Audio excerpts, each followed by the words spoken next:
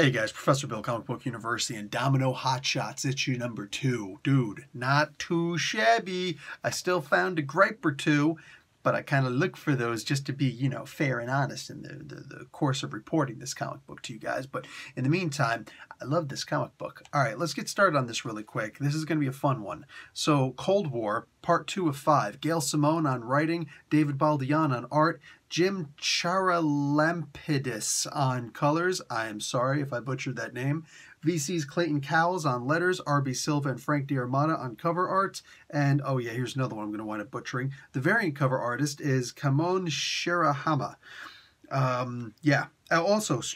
Jay Bowen and Anthony Gambino, graphic design. So, we get, anybody see the previews for this? I'm showing them now. They're all like, oh, Scathan the Approver calls to me. That's what do you call it? Outlaw is saying. And then we turn the page, and after the commercial there, we actually see the Celestials. The green one and the back, that's actually Scathan.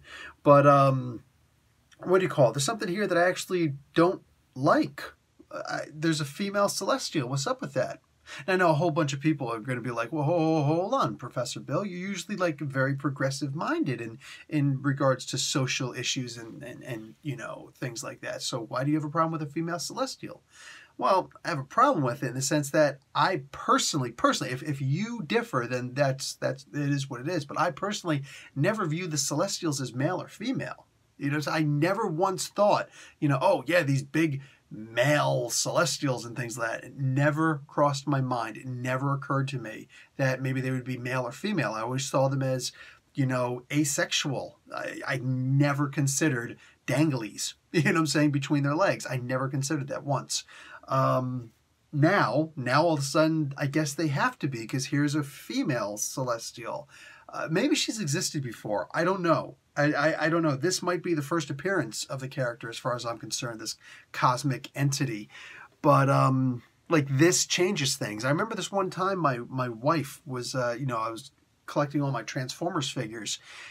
And she's looking at my Optimus Prime, and she's looking at my, my Bumblebee and, my Aerial Bot. She's looking at all my cool Transformers. She's like, how come there are no female Transformers? Like, first off, you couldn't be more wrong. There are female Transformers. RC is probably the most famous of them. But personally, I love Windblade the most, and I wound up buying. Actually, no, I already had Windblade. As look, here's Windblade. This is a female. She transforms and everything. Blah, blah, blah. And she's just like, oh, well, they just made a female because she's got boobs. I'm like, well, also the shape, like the legs, and, you can look at her in the comic books. I had the one shot of Windblade, and it's just like, that's just weird. Like, it's not the same. It's like, I'd rather them just all be guys. I'm like, nobody said they had to be guys. In fact, they weren't guys until all of a sudden somebody decided to make female ones way back in the Elita 1 days back at the cartoon. That's right, late 80s. I think there was only 3, but there were 3. Do you remember that episode? There were 3 female Transformers who saved the male Transformers' butts. Dudette, whatevs. What do you call it? It's like, yeah, like, and I was just thought of them as robots. I mean, do robots have penises? Does that make them male or female? That's just really freaking weird. So making a female robot or Celestial, it's like now you just assigned a sex to, or a gender, or whatever, to, you assigned body parts, okay, that otherwise were not there in my headcanon. Maybe other people just always looked at Celestials like these strong guy cosmic beings. I never did personally. So that's just weird for me. And that's all there is to it. Anyway, we get a lot more of the distrust with the 3 new members of the team. And I think that's one of the main things that that keeps this comic book floating high. You know what I'm saying? It's not like, oh, minimum buoyancy. It's barely scraping the ocean floor. Oh, no. This thing's up on the top. I love this comic book. And one of the main reasons is because we got a great team with incredible dynamics. All these people very similar, and yet at the same time, they have their distinct differences, and they don't all get along. And there is kind of an us and them situation. There's our team, and then there's you 3. And that's potentially going to cause these other 3, Black Widow, White Fox, and Shoon'kwa. I think that's how you pronounce her name. Atlas Bear. I think that's going to potentially make them form their own little clique within the team, the Hotshots team, which would be very interesting, you know? But I love the dynamic of this team. Oh, and then, of course, Wade shows up, and everybody's got their different opinions on who Wade actually is. And I think that Wade is handled better in this comic book than most comic books. And that's just facts. I'm laying them down for you straight. The way that he's handling here, it was really cool. The way that Domino addresses him and understands him. It's like, yeah, sorry, if this comic book ever does go the way of the dodo, which it shouldn't, I would be remiss if I didn't complain if Marvel didn't at least consider giving Gail Simone a chance to write a Deadpool and Domino comic book. Because at least like a 5-issue, 6-issue arc, you know what I'm saying? That would be beautiful. I would love to see that. That would be a huge, must read for me.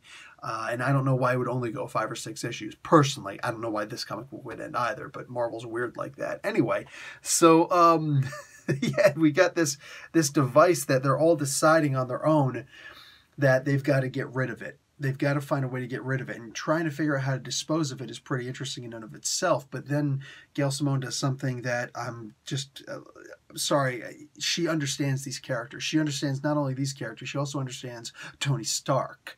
Because Tony Stark is a bad guy. I know, I say it and people get pissed. No, we're not a bad guy. Remember when he tried to kill his younger self, who the Avengers grabbed to try and replace Tony because, he was a bad guy? And all the times that he was a bad guy, all the times he made questionable decisions, the times he went against the U.S. government because, he thought that they were using his technology, didn't even say, like, are you using my technology? Oh, I scanned my technology on you. It's on the free market. I mean, psh, what do you want? You know what I'm saying? So, yeah, Tony Stark's kind of a bad guy. He's a good guy who's on the cusp. He's like one wrong move from being a bad guy. And that's the way I love reading Tony Stark. So if you hate the idea of that, I just don't know how you're getting pleasure out of the character. I love reading the character as being just one bad day away from the infamous, not the infamous Iron Man, the, what's the one where he goes like full evil again, going to, gives Daredevil his sight just to mess with him.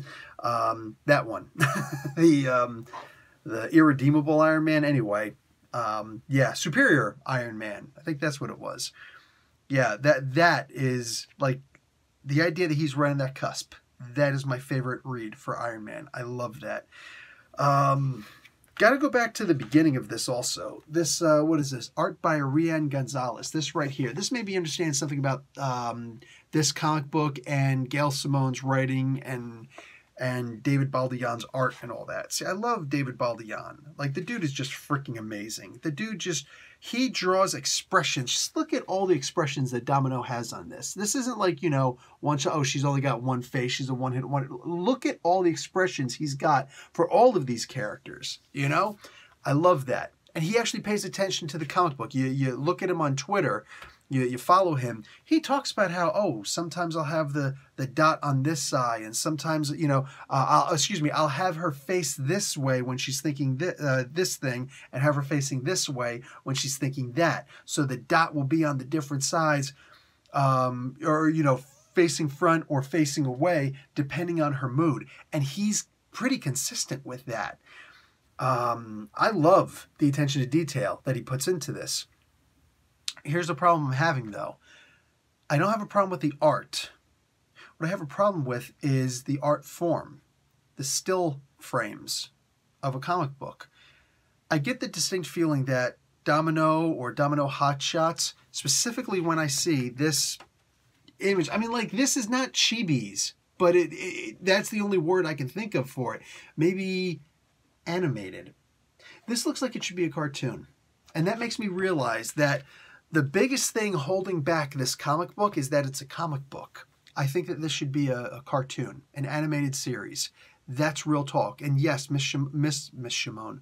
Hey, Miss Shimon. I think that Miss Simone should write it. Absolutely. I mean, duh. She's got it. Like I said, she's got a handle on these characters like it's very rare to see in comics.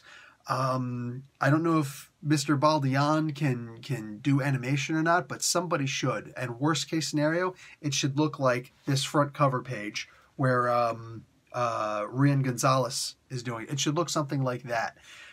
I feel that's the main thing about this. The characters are actually written as though they're in an animated series. They're written as though this was a live action somehow, live action or animated, but as if everything was moving. And when you see just the still frames, dude, it's amazing. It really is amazing. But Gail Simone is writing, I'm not going to say on a different level, but she's definitely writing in a different frequency. And that's not a bad thing at all. But when I read the comic book, and sometimes, and I don't always mention this, but when I feel sometimes that something's missing, I realize it when I see that opening image. It should be animated. This could absolutely stay as a comic book. Why the hell wouldn't it? But somebody should make this into an animated show. And I'm sorry, an all-girl team that sometimes have Deadpool show up. I'm sorry, could somebody please show me in any way, shape, or form how this is in the slightest bit a bad idea? Or even just a halfway decent idea? Sorry, I think that this should absolutely be done. I think that 100% that should be something that they're looking into, is just, you know what? Let's find a good animator and let's go ahead and make this an animated cartoon, whatever. Because, yeah, I would watch the hell out of that. Anyway, guys, if you can't tell, I really like the comic book. All right, that's it for me. Really looking forward to seeing what's up, and suddenly newly gendered Celestials. Hey, Professor Bill, Comic Book University. Class dismissed.